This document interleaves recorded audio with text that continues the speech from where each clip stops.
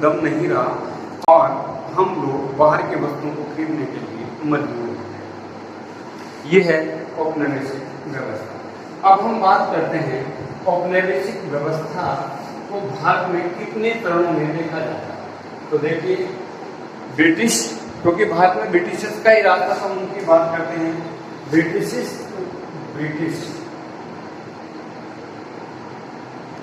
उपनिवेशवाद के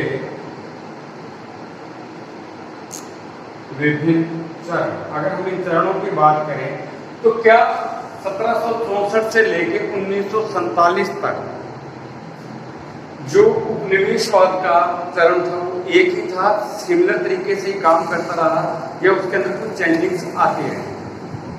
देखिए, भारत में जो आधुनिक भारत के अंदर ब्रिटिश उपनिवेशवाद का जो चरण है उनको इतिहास में 3 पार्टों में डिवाइडेड किया। स्टार्टिंग के अंदर तो जो दूसरे राष्ट्र यहाँ आए व्यापार करने के लिए, उनको हटाकर ब्रिटिश को अपना अधिकार जमाना, यहाँ अपने अंडर में सारा कुछ लेना था। लेकिन ये सब करने के बाद जब खाली ब्रिटिशर्स भारत में रह गए और इन्होंने यहाँ के व्यापार पे एक अधिकार समाप्त कर दिया, तब उन्होंने अपनी नीतियाँ लागू की उपनिवेश में, और इस उपनिवेश को भारत उपनिवेश बनाया था। और इसी भारत के उपनिवेश में उनके उपनिवेशवाद के जो चरण थे उनको इतिहासकारों ने 3 चरणों में बांटा है। अगर हम उनकी बात करें तो देखिए, उपनिवेशवाद क्या है? उपनिवेशवाद ये आपके 2 नंबर का क्वेश्चन भी बन रहा है, ध्यान रखिएगा, आपसे पूछा जा सकता है। उपनिवेशवाद आपको सीधा लिख दिया कि व्हाट द मीनिंग ऑफ उपनिवेशवाद, ये आपको सीधा ही पूछ ले, या एक शब्द ही दे दे उपनिवेशवाद, 20 शब्दों में इसकी व्याख्या कहें, लिखिए इसका मतलब क्या है। तो ये लाइन आपके उस 2 नंबर के क्वेश्चन को भी पूरा करती है। यानी कि उपनिवेशवाद एक, हम कह सकते हैं, विस्तारवादी अवधारणा, विस्तारवादी अवधारणा है जिसके तहत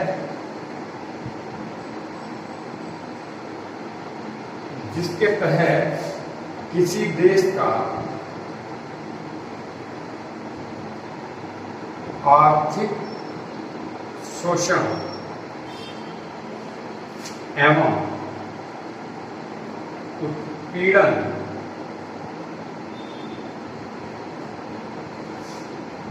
होता है। देखिए, इस शब्द का उपनिवेशवाद का ये आंसर भी है। उपनिवेशवाद एक विस्तारवादी अवधारणा है जिसके तहत किसी देश का आर्थिक शोषण और उत्पीड़न होता है, और ये उपनिवेशवाद की परिभाषा है। जब उपनिवेशवाद पे क्वेश्चन आता है तो स्टार्टिंग में जब हम क्वेश्चन शुरू करते हैं तो उसके अंदर आप ये लाइन डालते हैं, तो ये आपकी अप्रोच को एग्जामिनर की नज़र में बढ़ा देता है, और यही इसकी परिभाषा है। अच्छा, अब हम आगे बात करें, मैं पहले इसको हटा देता हूँ। उपनिवेशवाद एक विस्तारवादी अवधारणा है जिसके तहत किसी उपनिवेशवाद का आगे। अच्छा, भारत में ब्रिटिश उपनिवेशवाद को, जिसके हम बात कर रहे थे कि भारत में ब्रिटिश उपनिवेशवाद को 3 चरणों में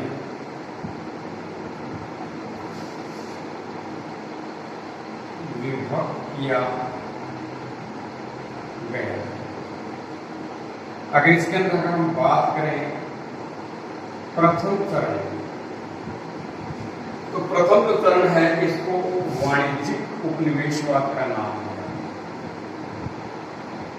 वाणिज्यिक उपनिवेशवाद, और इसका जो टाइम माना जाता है प्रथम चरण का, वो माना जाता है 1757 से 1813। ये जो टाइम पीरियड है, ये उपनिवेशवाद के भारत के अंदर जो 3 चरण मैन माने गए हैं उनमें से एक है पहला वाणिज्यिक उपनिवेशवाद, और इसका टाइम पीरियड जो रहा वो रहा 1757 से 1853 ईस्वी। अब हम बात करते हैं दूसरे चरण। अगर हम बात करें, मैं तो इसको उठा देता हूं ताकि ऊपर दोनों ही आ जाए। प्रथम चरण 1757 से 1813 ईस्वी वाणिज्यिक उपनिवेशवाद।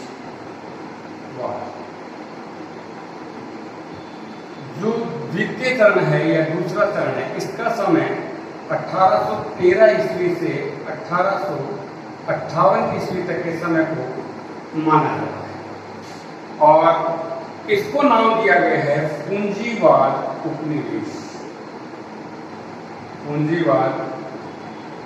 पूंजीवादी उपनिवेशवाद, पूंजीवाद ही कर देंगे, यही रहेगा पूंजीवाद का उपनिवेशवाद। इसका समय माना जाता है 1813 से 1858 ईस्वी। और जो तृतीय चरण है, इसको माना जाता है 1858 ईस्वी से 1947 ईस्वी तक और इसको नाम दिया गया है द्वितीय उपनिवेशवाद।